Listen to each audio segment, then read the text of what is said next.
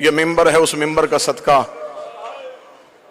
جو شام کے بازار میں نیزے پہ سجا تھا.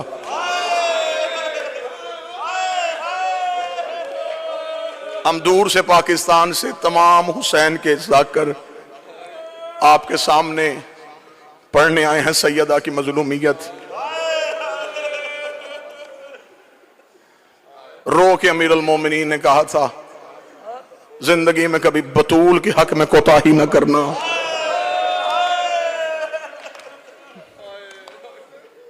سادات و غیر سادات، بس اپنے ہی وقت میں ممبر چھوڑنا چاہتا ہوں. معافی مانگ کے جملہ کہوں گا، ایام ازا قریب ہیں. اتنے عزت والے لوگ تشریف فرما ہیں، مل کے آمین کہنا. میرا اللہ، اگر ہم میں سے کسی کی زندگی کی سانسیں محرم سے پہلے ختم ہو رہی ہیں، تجھے حسین کے گھوڑے سے اترنے کا واسطہ ہماری زندگی اتنی بڑھا دینا ہم غریب کے جنازے میں شریک ہو سکے. میرے مولا، ہمیں زندگی سے پیار نہیں، ہمیں غریب کے ماتم سے پیار ہے. اتنا یہ قوم بیٹوں کی شادی کا انتظار نہیں کرتی جتنا یہ حسین کے ماتم کا انتظار کرتی ہے. شام غریبہ میں نے تڑپتے ہوئے شیعہ دیکھے ہیں جو رو رو کے گلے لگ کے کہہ رہے ہوتے اللہ جانے اگلے سال ہم ہوں گے یا نہ ہوں گے. ایام ازا سے پہلے صرف ایک روایت پڑھوں گا، کوئی مصائب نہیں پڑھوں گا. مصائب کی دنیا کے بڑے منفرد نام ممبر پہ ہیں. بابا زیگم شاہی تشریف فرما ہے، ہمارے بھائی سردار وسیم العباس تشریف فرما ہے. کتاب سے ایک روایت پڑھنے لگا. مصر کا رہنے والا ایک شیعہ تاجر تھا، ہر سال اپنے گھر میں امام حسین کے 10 دن مجلس کرواتا تھا. ایک سال ایسا آیا، کتابیں کہتی ہیں کہ اتنا مقروض ہو گیا گھر کے برتن بھی بک گئے. چاند محرم کا طلوع ہو گیا. پھر احمد شاہ جی چھت پہ گیا، محرم کے چاند کو دیکھا. میر صاحب چاند کو دیکھا تھا، کاش میری زندگی میں طلوع نہ ہوتا. ہر سال تو طلوع ہوتا، میرے گھر میں حسین کے نوحے پڑھے جاتے. تو بھی طلوع ہو گیا اور میرے گھر میں انتظام بھی کوئی نہیں. رحمت بٹی صاحب یہ چاند سے شکوہ کر رہا تھا، یہ کاندھے پہ زوجہ کا ہاتھ آیا. اس نے پلٹ کے دیکھا تو پیچھے زوجہ کھڑی تھی. دیکھا تھی چاند سے شکوہ نہ کر، مشکل وقت آئے تو قیمتی چیزیں بیچ دیتے ہیں. اس کے ذہن میں فوراً آیا عورتوں کو زیور پیارے ہوتے ہیں، اس نے کوئی زیور چھپا کے رکھا ہے.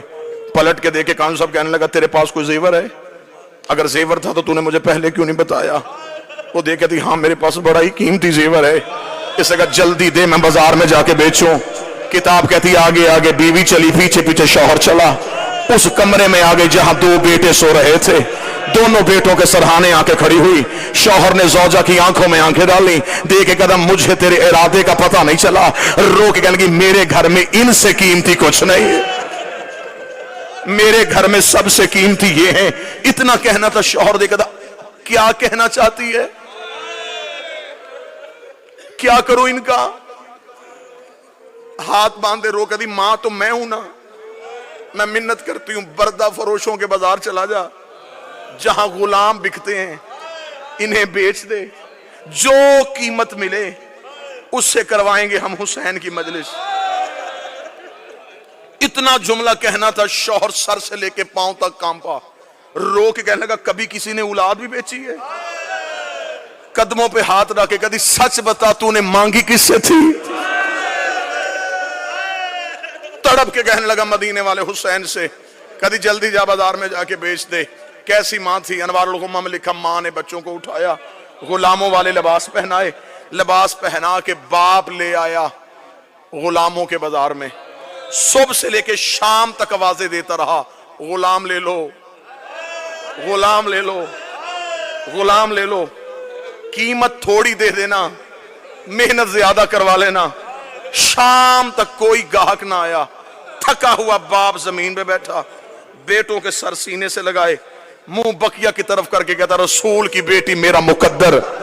بی بی میں تو گھر سے بچے بھی لے آیا تھا، شہزادی تجھے میری عزاداری منظور نہیں ہے. ابھی یہ شکوہ کر رہا تھا. خان صاحب آپ کے لیے جملہ پڑھو. یا بازار میں کسی گھوڑے کے چلنے کی آواز آئی. جو ہی گھوڑے کی آواز آئی ہے اس نے یوں پلٹ کے دیکھا، سر پہ گھوڑا سوار، چہرے پہ نقاب. آواز دے کے کہنے گا غلام بیچے گا؟ بیچوں گا. کیا قیمت لے گا؟ कीमत का नाम आना था, जिस्म के रोंगटे खड़े हो गए।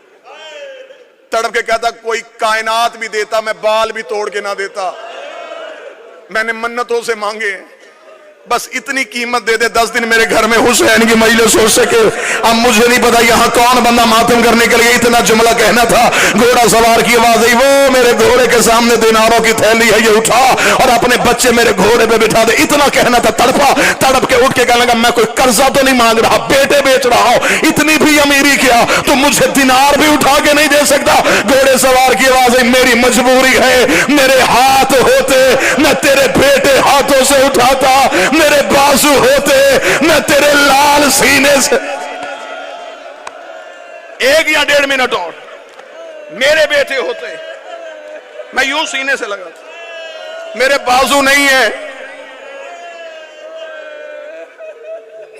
पीर सादी शाह जी लफ्ज सुनना था। तड़पा, दिनार उठाए, हाथों में दिनार की तो चला। दरवाजे पे मां बैठी थी, खाली आता हुआ बाप देखा, आंख में आंसू आए, बिक गए, बिक गए। हाथ बांध के कहती है फिर मैं मां हूं ना, मैं वास्ता देती हूं तुझे हुसैन का, बच्चों को ना रोना, अब हमने रसूल के बच्चों को रोना है, हमने बतूल के बेटों को रोना है। जा मिस्र की जामे मस्जिद में जाके ऐलान करवा, मेरे घर में है गरीब की मजलिस। मोमनीन आ गए, मजलिस हुई, लोग घरों को चले गए। आखिरी आधा मिनट, रात का वक्त, मां भी छत को देख रही, बाप भी छत को देख रहा। न मां की जुबान पे शिकवा, न बाप के चेहरे पे नदामत। आधी रात को मां उठी, शौहर के कदमों में बैठी, रो के कहती सिर्फ पूछने ये आई हूं किसके हाथ बेच के आया है। तड़प के कहने लगा कोई चेहरे से शरीफ लग रहा था, बाजू उसके थे कोई नहीं। पीर साजा जी आखिरी जुमला पढ़ने लगाओ, अभी मां की हाय निकली थी या दरवाजे पे दस्तक हो गई। मोमना तड़प के दरवाजे पे गई, इसने दरवाजा खोला कि काले बुरके वाली बीबी दोनों बच्चों को गोद में उठा के खड़ी थी।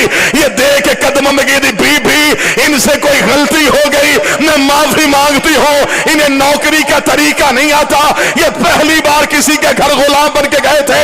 उस बीबी की आवाज आई, हम बेटे देते हैं लेते नहीं है। रो करी तू जो गलियों में बेटे दे रही है, तू कोई हुसैन की मां है। रो के कदी तू सारी रात मेरे बेटे का मातम करती रही, मैं सारी रात तेरे बच्चे गोद में उठा के कभी करबला कभी शाह रो रो के कहती रही, उठ हुसैन तेरा सदका